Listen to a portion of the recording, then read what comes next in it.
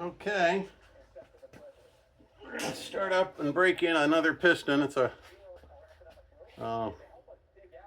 58 millimeter stroke. Got the Terry Dines liner over at Racing Reproductions. And we just put this thing together and you'll see how it runs. Got a 55 millimeter bore, so it's a legal 150 or 135, whatever comes out there. But here we go. Gonna give her, spark her up first time.